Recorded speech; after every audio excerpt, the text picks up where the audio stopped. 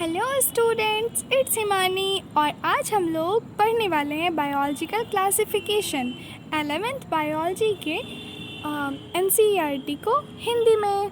तो इस चैप्टर को हम लोग 2 लेक्चर्स में कंप्लीट करेंगे। तो आइए शुरू करते हैं chapter number 2 that is biological classification.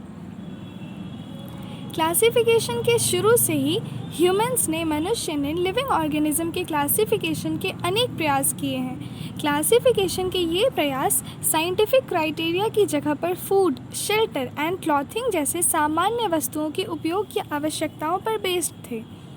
Aristotle सबसे पहले साइंटिस्ट थे जिन्होंने ऑर्गेनिज्म को साइंटिफिक तरीके से क्लासिफाई करने का प्रयत्न किया। एरिस्टोटल ने प्लांट्स को हर्ब, शर्ब्स और ट्रीज़ में डिवाइड किया, जबकि एनिमल्स को क्लासिफिकेशन रेड ब्लड की प्रेजेंस या फिर एब्सेंस के बेसिस पे किया। अब है 2 kingdom system of classification. Carolus Linnaeus उन्होंने सारे प्लांट और एनिमल को क्लासीफाई करने के लिए 2 किंगडम सिस्टम दिया। इसके डिमेरिट क्या क्या थे? इस सिस्टम में eukaryotes and prokaryotes, unicellular and multicellular organism and photosynthetic green algae and non photosynthetic fungi organism के बीच अंतर करना पॉसिबल नहीं था। इसमें ऑर्गेनिज्म का प्लांट्स और एनिमल्स में क्लासिफिकेशन इजी एंड अंडरस्टैंडिंग के लायक था, और इसके अलावा बहुत से ऑर्गेनिज्म को इनमें से किसी भी कैटेगरी में रखना इजी संभव नहीं था। इसी कारण से लंबे समय तक चले आ रहे 2 किंगडम क्लासिफिकेशन इनफ नहीं थे। अब है 5 किंगडम सिस्टम ऑफ क्लासिफिकेशन जो कि आर.एच.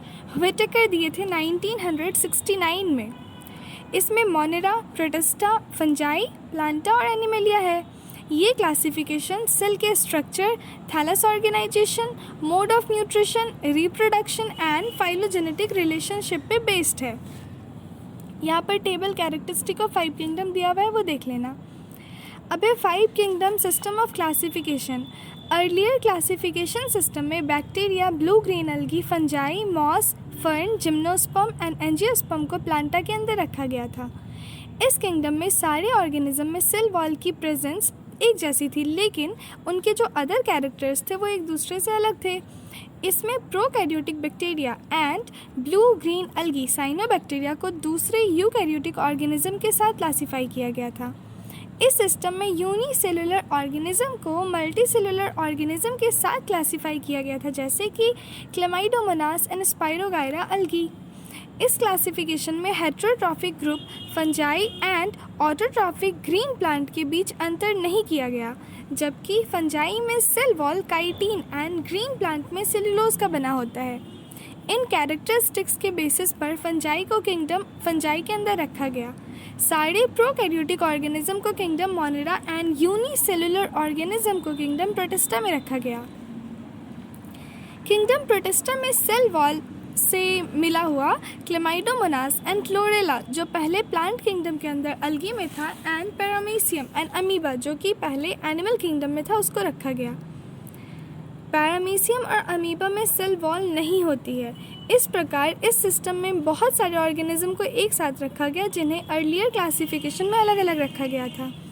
टाइम के साथ एक ऐसा क्लासिफिकेशन इन्वॉल्व हुआ जो कि ना तो सिर्फ मॉर्फोलॉजिकल, फिजियोलॉजिकल, रिप्रोडक्टिव समानताओं पर बेस्ड था, बल्कि फाइलोजेनेटिक, इवोल्यूशनरी रिलेशनशिप में भी बेस्ड था।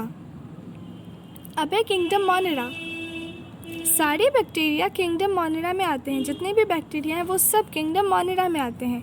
बैक्टीरिया सबसे अधिक मात्रा में पाए जाने वाले माइक्रो ऑर्गेनिज्म है और अप्रॉक्स सारे प्लेसेस पर पाए जाते हैं। मुट्ठी भर के मिट्टी में सैकड़ों 100 ऑफ बैक्टीरिया देखे गए हैं। ये हॉट स्प्रिंग, डेजर्ट, स्नो और डीप सी जैसे एक्सट्रीम हैबिटेट में रह सकते हैं, जहाँ पर दूसरे ऑर्गेनिज्म बहुत मुश्किल से ज़िंदा रह सकते हैं या फिर नहीं रह सकते। अनेक बैक्टीरिया दूसरे ऑर्गेनिज्म के अंदर या फिर बाहर पैरासिटिक फॉर्म में रहते हैं। शेप के बेसिस पर बैक्टीरिया को 4 कैटेगरीज में रखा गया है: coccus, spherical, bacillus, rod shape, spirillum, spiral shape and vibrio comma shaped. फिर से coccus, spherical, bacillus, rod shape, spirillum, spiral and vibrio comma shape. Bacteria का स्ट्रक्चर बहुत सिंपल होता है, लेकिन ये बिहेवियर में बहुत कॉम्प्लेक्स होते हैं। कुछ बैक्टीरिया ऑटोट्रॉफिक हैं, मतलब कि अपना जो फूड है वो खुद से इनऑर्गेनिक सब्सटेंस की हेल्प से बनाएंगे, और ये फोटोसिंथेटिक ऑटोट्रॉफिक या फिर कीमोसिंथेटिक ऑटोट्रॉफिक हो सकते हैं। ज़्यादातर बैक्टीरिया हेटेरोट्रॉफिक होते हैं, मतलब कि वो अपना फूड खुद ना बनाकर दूसरे ऑर्गेनिज्म या फिर डेड ऑर्गेनिक मैटर से फूड प्राप्त करते हैं।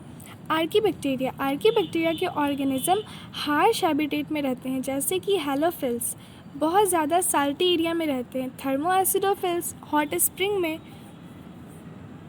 मिथेनोजेंस वो मार्शी एरिया में रहते हैं। आर्की बैक्टीरिया में सेल वॉल की स्ट्रक्चर अदर बैक्टीरिया की सेल वॉल से डिफरेंट होती है। सेल वॉल इन्हें एक्सट्रीम कंडीशन में जीवित रहने में हेल्प करती है। मिथेनोजेंस रूमिनेंट एनिमल्स जो जुगाली करने वाले काऊ या फिर बेफेलो हैं उनकी गट में होते हैं। मिथेनोजेंस इन एनिमल्स के गोबर से मीथेन बायोगैस को प्रोड्यूस करते हैं। अब you bacteria that is true bacteria. Thousand of you bacteria या फिर ट्रू बैक्टीरिया की पहचान रिजिड सेल वॉल की प्रेजेंस और एक फ्लैजेलम इफ मोटाइल के द्वारा होती है। साइनोबैक्टीरिया ब्लू ग्रीन अलगी में ग्रीन प्लांट की तरह क्लोरोफिल ए पाया जाता है एंड ये फोटोसिंथेटिक ऑटोट्रॉफिक होता है। यू बैक्टीरिया में ऑटोट्रॉफ्स एंड हेटेरोट्रॉफ्स दोनों आते हैं। साइनोबैक्टीरिया यूनिसेलुलर कॉलोनियल या फिर फिलामेंटस फ्रेश वाटर मेराइन या फिर टेरेस्ट्रायल होते हैं। इनकी कॉलोनीज ज़्यादातर जिलेटिनस शीट से घिरी होती है और ये प्रायः पॉल्यूटेड वाटर बॉडीज़ में ब्लूम बनाते हैं। बैक्टीरिया जैसे कि नॉस्टॉक एंड एनाबाइना एटमॉस्फेरिक नाइट्रोजन को हेटेरोसिस्ट नाम के स्पेशल सेल द्वारा फिक्स कर सकते हैं। Chemosynthetic autotrophic bacteria different inorganic substance like nitrate, nitrite and ammonia को ऑक्सीडाइज करते हैं एंड उनसे रिलीज होने वाली एनर्जी को अपने एटीपी प्रोडक्शन में यूज़ करते हैं। और ये जो बैक्टीरिया हैं वो nitrogen, phosphorus, iron and sulphur जैसे न्यूट्रिएंट की रिसाइकलिंग में बहुत इंपॉर्टेंट भूमिका निभाते हैं। जो कीमोसिंथेटिक ऑटोट्रॉफिक बैक्टीरिया है वो different inorganic substance like nitrate, nitrite and ammonia को ऑक्सीडाइज करते हैं और उनसे रिलीज़ होने वाली एनर्जी को अपने एटीपी प्रोडक्शन में यूज़ करते हैं। और ये बैक्टीरिया नाइट्रोजन, फास्फोरस, आयरन और सल्फर जैसे न्यूट्रिएंट्स की रिसाइकलिंग में इम्पॉर्टेंट भूमिका निभाते हैं। हेटेरोट्रॉफिक बैक्टीरिया नेचर में सबसे ज़्यादा पाए जाते हैं और इनमें से ज़्यादातर इम्पॉर्टेंट डीकम्पोजर्स होते हैं। ये मिल्क से कर्ड बनाने में यूज़ होते हैं एंड एंटीबायोटिक्स के प्रोडक्शन में यूज़ होते हैं। ये लेग्यूम रूट में एटमॉस्फेरिक नाइट्रोजन को फिक्स करते हैं। कुछ बैक्टीरिया पैथोजेनिक होते हैं and human, crop, farm animal and pets आदि में बीमारियां उत्पन्न करते हैं। Chlorella, typhoid, tetanus and citrus canker आदि बैक्टीरियल डिजीज़ हैं। Chlorella, typhoid, tetanus and citrus canker ये सारे बैक्टीरियल डिजीज़ हैं। बैक्टीरिया में रिप्रोडक्शन के थ्रू मेनली फिजन के थ्रू होता है। जो बैक्टीरिया में रिप्रोडक्शन है वो मेनली फिजन के थ्रू होता है। अनफेवरेबल कंडीशन में ये स्पोर उत्पन्न करते हैं और इनमें सेक्सुअल रिप्रोडक्शन के थ्रू भी रिप्रोडक्शन होता है और इस प्रोसेस में प्रीमिटिव टाइप ऑफ डीएनए एक बैक्टीरिया से दूसरे बैक्टीरिया में ट्रांसफ़र हो जाते हैं। जो माइकोप्लाज्मा है उसमें सेल वॉल नहीं होती है। माइकोप्लाज्मा में सेल वॉल नहीं होती है और माइकोप्लाज्मा स्मॉलेस्ट लिविंग सेल है जो कि बिना ऑक्सीजन के सर्वाइव कर सकता है। ज़्यादातर माइकोप्लाज्मा एनिमल और प्लांट के लिए पैथोजेनिक होते हैं। अब एक किंगडम प्रोटिस्टा, इसमें सारे सिंगल सेल वाले यूकैरियोट्स को रखा जाता है, लेकिन इस किंगडम की बाउंड्रीज अच्छे से डिफाइन नहीं हो पाई है। जो एक बायोलॉजिस्ट के लिए फोटोसिंथेटिक प्रोटिस्टन है वही दूसरे बायोलॉजिस्ट के लिए प्लांट हो सकता है। इस बुक में chrysophyte, dinoflagellate, euglenoid, slime mould and protozoans को प्रोटिस्टा में रखा गया है। किन किन को? Chrysophytes, dinoflagellate, euglenoid, slime mould and protozoan. मैंने इसे याद किया है। चलो दीदी इधर से चले ओके। चलो क्राइसोफाइट्स दीदी, डाइनोफ्लैजिलेट्स, यूग्लेनॉइड्स इधर से, स्लाइम मॉल्ट एंड एक पढ़े इधर से पढ़े प्रोटोजोन। प्रोटिस्टा के मेंबर मेनली एक्वेटिक होते हैं। जो प्रोटिस्टेंस होते हैं उनके जो मेंबर्स होते हैं वो ज़्यादातर जो होते हैं वो एक्वेटिक होते हैं और ये किंगडम प्लांट, एनिमल और फंजाई के साथ लिंक बनाता है। ये जो किंगडम है प्रोटिस्टा वो प्लांट, एनिमल और फंजाई एक दूसरे में लिंकेज बनाता है। अब देखो, ये यूकैरियोट्स होने के कारण इनकी सेल में well defined nucleus and membrane bound organelles होते हैं। कुछ में फ्लैजेला या फिर सीलिया भी होते हैं। इनमें रिप्रोडक्शन एसेक्सुअल एंड सेक्सुअल होता है। Cell fusion and zygote formation के थ्रू सेक्सुअल रिप्रोडक्शन करते हैं। अब बात करेंगे क्राइसोफाइट्स। ठीक है, इसमें 4 थे ना, chrysophytes, dinoflagellates, euglenoids, slime mall and ठीक है भाई प्रोटोजोन्स। तो ये 5 है। तो देखो, पहला क्राइसोफाइट्स। जो क्राइसोफाइट्स है उसमें डाईएटम एंड गोल्डन अलगी, जिसको कि डेस्माइड्स कहते हैं, वो दोनों आते हैं, डाईएटम्स एंड गोल्डन अलगी। और ये fresh water and marine environment दोनों में पाए जाते हैं। ये माइक्रोस्कोपिक होते हैं एंड वाटर करंट में पैसिवली तैरते रहते हैं। इन्हें हम प्लैंकटन कहते हैं। ज़्यादातर डाईएटम्स फोटोसिंथेटिक होते हैं। कैसे फोटोसिंथेटिक? डाईएटम्स में सेल वॉल 2 पतले ओवरलैपिंग शेल से बनता है। ठीक है, सोप बॉक्स की तरह, जैसे साबुनदानी होता है ना, साबुनदानी, उसकी तरह। इनकी वॉल में सिलिका होती है, जिसकी वजह से ये वॉल नष्ट कभी नहीं होते। इस वजह से डेड डायटम अपने हैबिटेट में सेल वॉल के डिपॉजिट्स अधिक मात्रा में छोड़ जाता है और करोड़ों वर्षों में, मतलब करोड़ों ईयर्स में, डायटॉम्स की सेल वॉल के डिपोजिशन से डाईएटोमेसियस अर्थ का फॉर्मेशन होता है। ग्रिटी मतलब वो कण जैसा होने की वजह से ये मिट्टी polishing and oil and syrup के फिल्ट्रेशन में यूज़ होती है। पॉलिशिंग, ऑयल एंड सिरप के फिल्ट्रेशन में। डायटम्स जो होते हैं वो सी के चीफ प्रोड्यूसर्स होते हैं। क्या होते हैं? डायटम्स सी के चीफ प्रोड्यूसर्स होते हैं। अब है डाइनोफ्लैजिलेट्स। ये organism mostly marine and photosynthetic होती है। जो डाइनोफ्लैजिलेट्स है वो मोस्टली मेराइन एंड फोटोसिंथेटिक होते हैं। इनमें प्रेजेंट मेन पिगमेंट के कारण ये yellow, green, brown, blue and red दिखाई देते हैं। ठीक है, इसमें जो मेन पिगमेंट्स है उसकी वजह से ये yellow, green, brown, blue and red दिखाई देते हैं। सेल वॉल की आउटर सतह पर कठोर, टफ सेल्यूलोज की प्लेट्स होती है। कैसी? सेल्यूलोज की प्लेट्स होती है। ज़्यादातर डाइनोफ्लैजिलेट्स में 2 फ्लैजिला होते हैं, एक लॉन्गिट्यूडनल एंड दूसरा ट्रांसवर्स। ठीक है, ये वॉल प्लेट के बीच फरो मतलब खांचे में लगे होते हैं। ये जो 2 फ्लैजिला हैं वो एक लॉन्गिट्यूडनल होगा, एक ट्रांसवर्स होगा। और ये कहाँ लगा होगा? ये जो दोनों प्लेट्स होते हैं ना डाइनोफ्लैजिलेट्स, उनके बीच में लगे होते हैं। नॉर्मली प्रायः रेड डाइनोफ्लैजिलेट्स जैसे कि गोनियोलिक्स, इसमें बहुत रैपिड मल्टीप्लिकेशन होता है, जिसकी वजह से जो सी है, समुद्र है, वो लाल दिखता है। इसको कहते हैं रेड टाइड। इनकी संख्या अधिक होने से टॉक्सिन निकलती है जो अदर मेराइन एनिमल्स जैसे फिशेस को मार सकती है, मतलब कि ये टॉक्सिक होता है। अब यूग्लिनॉइड्स ज़्यादातर फ्रेश एंड स्टैग्नेंट वाटर में पाया जाने वाला ऑर्गेनिज्म है। सेल वॉल की जगह, मतलब कि यूग्लिनॉइड्स में सेल वॉल नहीं है, उसकी जगह पर एक प्रोटीन रिच लेयर होता है जिसको कि पेलिकल कहते हैं। यूग्लिनॉइड्स में क्या है? प्रोटीन रिच लेयर, जिसको कि पेलिकल कहते हैं। और पेलिकल बॉडी को फ्लेक्सिबल बनाता है। कैसा? जो पेलिकल होता है वो बॉडी को फ्लेक्सिबल बनाता है। यूग्लिनॉइड्स में 2 फ्लैजिला होती है, एक छोटा एक लंबा।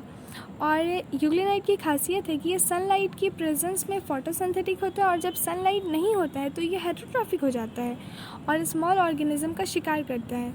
यूग्लिनॉइड्स में हायर प्लांट की तरह ही पिगमेंट्स होते हैं, जिसको अब मतलब इसका एग्जांपल है यूग्लिएना। अब स्लाइम मॉल्ट की बात करें। स्लाइम मॉल्ट्स कैसे होते हैं? Saprophytic protista. स्लाइम मॉल्ट कैसे होते हैं? Saprophytic protista. इनका बॉडी डिकेइंग ट्विग मतलब सड़ी हुई जो शाखा होती है पेड़ की, उस पे एंड लीव्स के साथ मूव करता है। ठीक है, एंड ऑर्गेनिक मटेरियल का कोई इनगल्फ कर जाता है, निगल जाता है। जो ऑर्गेनिक मटेरियल उसको इनगल्फ करेगा, निगल जाएगा। सुटेबल कंडीशन आने पे ये एग्रीगेट होकर प्लाज्मोडियम फॉर्म करता है, जो कि कई फीट तक ग्रो कर सकता है या फिर फैल सकता है। ठीक है, सुटेबल कंडीशन आने पे ये एग्रीगेट होकर क्या बनाएगा? प्लाज्मोडियम। और ये प्लाज्मोडियम जो है वो कई फीट तक ग्रो कर सकता है या फिर फैल सकता है। अब देखो, अनफेवरेबल कंडीशन आने पर, जब अनफेवरेबल कंडीशन है उस कंडीशन में प्लाज्मोडियम डिफ्रेंशिएट होगा और फ्रूटिंग बॉडीज़ बनाएगा जिसके टिप पर स्पोर्स होते हैं। ठीक है, अनफेवरेबल कंडीशन में प्लाज्मोडियम डिफ्रेंशिएट होगा और फ्रूटिंग बॉडी बनाएगा जिसके टिप पर स्पोर होते हैं। और ये जो स्पोर है उसमें ट्रू वॉल होती है, उस स्पोर्स में ट्रू वॉल होती है जिसमें बहुत रेसिस्टेंट की क्षमता होती है, और इससे ये कई सालों तक एडवर्स कंडीशन में भी सर्वाइव कर जाते हैं। और ये स्पोर एयर करंट के थ्रू डिस्पर्स होते हैं। अब है लास्ट वाला प्रोटोजोन्स। प्रोटोजोन्स 4 होते हैं, AFCS, amoeboid protozoan, flagellated protozoan, ciliated protozoan and last one is sporozoans. तो पहला वाला है हमारा, पहले देखो प्रोटोजोन्स। प्रोटोजोन्स होते क्या हैं, ये हेटेरोट्रॉफ्स हैं, प्रीडेटर या फिर पैरासिटिक, ठीक है। ये एनिमल के प्रीमिटिव रिलेटिव कहलाते हैं। प्रोटोजोन्स को हम लोग एनिमल्स का प्रीमिटिव रिलेटिव कहते हैं। और प्रोटोजोन्स 4 प्रमुख ग्रुप में होते हैं, amoeboid protozoan, flagellated, ciliated and sporozoans. Amoeboid protozoan की बात करते हैं पहले। ये फ्रेश वाटर, सी वाटर या फिर मॉइस्ट सॉइल में रह सकता है। अमीबॉइड प्रोटोजोन अपने pseudopodia that is false feet की हेल्प से मूव करता है और अपने प्रे को पकड़ता है, जैसे कि अमीबा। जो प्रोटोजोन मेराइन होते हैं उनकी सरफेस पर सिलिका शेल होती है। क्या होती है? Silica shell. कुछ प्रोटोजोन्स पैरासिटिक होते हैं, जैसे कि एंट अमीबा। अब है flagellated protozoan. Flagellated protozoan free living या फिर पैरासिटिक होता है। इसमें फ्लैजिला होते हैं। पैरासिटिक फ्लैजिलेटेड प्रोटोजोन्स कई बीमारी का कारण है, जिसमें से कि स्लीपिंग सिकनेस एक मेन है। स्लीपिंग सिकनेस जिसका कारण है ट्रिपैनोजोमा। ट्रिपैनोजोमा फ्लैजिलेटेड प्रोटोजोन है, ट्रिपैनोजोमा, जो कि कॉज करता है स्लीपिंग सिकनेस। अब है सीलिएटेड प्रोटोजोन, ठीक है। सीलिएटेड प्रोटोजोन एक्वेटिक होता है। इनके बॉडी पर हज़ारों सीलिया होते हैं, जिसकी वजह से ये एक्टिवली मूव करता है। इनमें एक कैविटी गुलेट होती है, गुलेट कैविटी गुलेट, जो कि सेल सरफेस के बाहर की तरफ खुलती है, ठीक है। सेल सरफेस के बाहर की तरफ खुलेगी क्या? गलेट। सीलिया के कोऑर्डिनेटेड मूवमेंट के द्वारा वाटर फूड के साथ गुलेट में इंटर करते हैं। और इसका एग्जांपल है पैरामीशियम। यहाँ पर फिगर है, उन चारों को आप देख लेना। और last one is protozoans. Protozoan वो ऑर्गेनिज्म है जिसकी लाइफ साइकिल में इन्फेक्टियस स्पोर लाइक स्टेज होता है। कैसा? Infectious spore like stage. इनमें सबसे नोटोरियस प्लाज्मोडियम मलेरियल पैरासिटिक है, ठीक है। इसमें सबसे नोटोरियस क्या है? प्लाज्मोडियम, जो कि मलेरियल पैरासाइट है। मलेरिया एक ऐसी बीमारी है जिसकी वजह से ह्यूमन पॉपुलेशन पर स्टैगरिंग इफेक्ट पड़ा है, ठीक है। मलेरिया जो एक ऐसी बीमारी है जिसकी वजह से ह्यूमन पॉपुलेशन पर स्टैगरिंग इफेक्ट पड़ा है। अब किंगडम फंजाई है, जो कि मैंने पहले आपको बता दिया है, और आगे है किंगडम प्लांटा, जो कि हम लोग नेक्स्ट सेशन मतलब कि कल देखेंगे। Thank you for listening. आप NCERT को अच्छे से पढ़ना, फिर इसे सुनना। Thank you. या फिर पहले से सुनना फिर NCERT पढ़ना, आपको समझ आ जाएगा। Thank you very much. All the very very best. Bye, Tata.